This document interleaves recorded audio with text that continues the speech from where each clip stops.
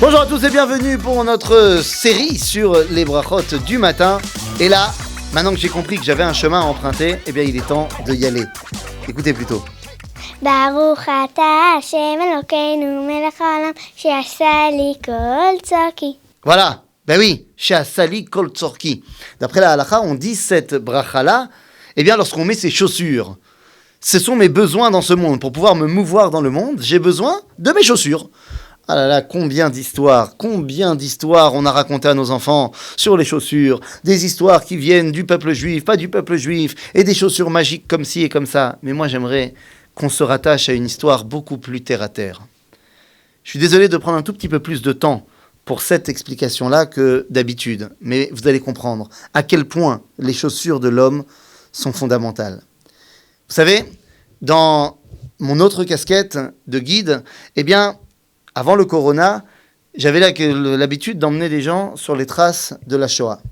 Et lorsqu'on arrive dans le camp de Auschwitz, dans le camp de Majdanek, eh bien, il y a une salle qui est redoutée par tous. C'est la salle des chaussures. Là où on voit des milliers et des milliers et des milliers de paires de chaussures. Et je voudrais vous raconter une toute petite anecdote parce qu'elle est tellement importante. Il y avait un homme qui s'appelait Rabbi Shlomo Karlibar qui un jour est venu lui aussi à Auschwitz. Il a vu la salle des chaussures et il s'est effondré en larmes. Comprenez-moi bien, des milliers de paires de chaussures, avec y compris des chaussures d'enfants, de bébés. Je me rappelle la première fois que j'étais là-bas et que je venais d'acheter la première paire de chaussures à ma fille de 1 an et que je vois ici, devant moi, devant cette vitrine de la mort, eh bien des chaussures qui ont la taille des chaussures que je venais d'acheter à ma fille. Je me rends compte de l'ampleur du désastre. Rabbi Shlomo Karlibar voit cette salle de chaussures et il se met à fondre en larmes. Et quand il se remet, il explique une halakha très bizarre. On n'a pas le droit, dans le judaïsme, de mettre les chaussures de quelqu'un qui est décédé. On peut mettre peut-être son t-shirt, mais on ne pourra pas mettre ses chaussures. Et Rabbi Shlomo Karlibar d'expliquer à ce moment-là, pourquoi pas ?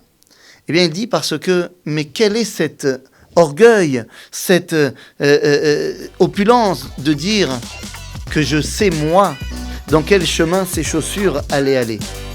Les chaussures de la personne sont le cli, l'ustensile qui va lui permettre d'avancer dans la vie. Personne ne peut prétendre savoir dans quel chemin tu vas aller.